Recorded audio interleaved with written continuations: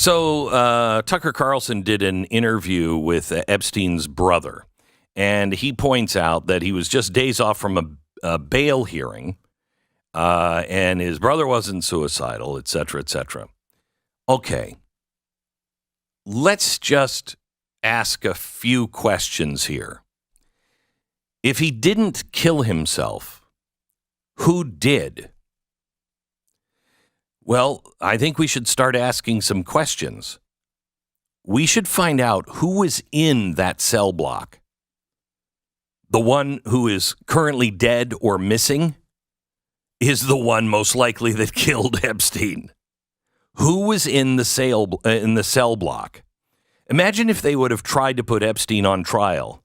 What a show that would have turned into, okay? If they wouldn't do it, all of the questions that would be asked. So this, coupled with the broken cameras, the cellmate that was removed from his cell the day before he died, the guards who falsified the records and then both fell asleep.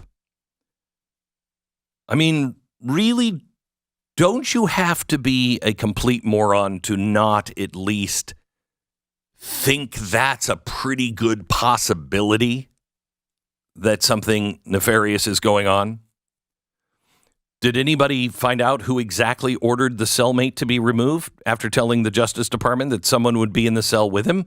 Who made that call? Why did they make that call? I haven't heard anything about that person. Have they ever been challenged and asked exactly why did you do this? Who was the person that was removed? Has that prisoner been interrogated and asked what was going on the day before? I think a private investigator would, this would be a big story if you could get to it. How about the two prison guards? Have their lifestyles changed at all? Or do they just, walk clean and find new jobs? They were both sleeping. What happened to those guys? How is Maxwell still alive? The Tiger King will do interviews from jail, but not a peep from her. Where are the books, the logs, the tapes, the videos, the details? I can guarantee you they're going to somehow go missing. That's what's going to happen. This is a giant game of Tetris that maybe 40 years down the road, some 13-year-old kid will finally crack the code. But I don't think we're going to see the end of this. And I'm worried because people are so hungry for justice. And they're so hungry against the elite and the powerful that when you see these people who are listed, that doesn't mean they're guilty of anything. And people are like, we gotta get them. We gotta get them. No. But just a note to the government. This is what you created.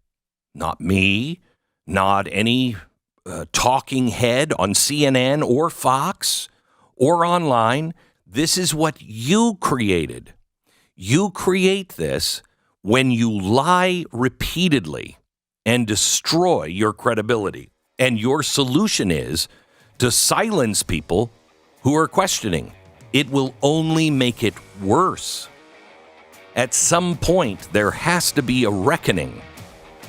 And I don't know how we get there, but it has to happen.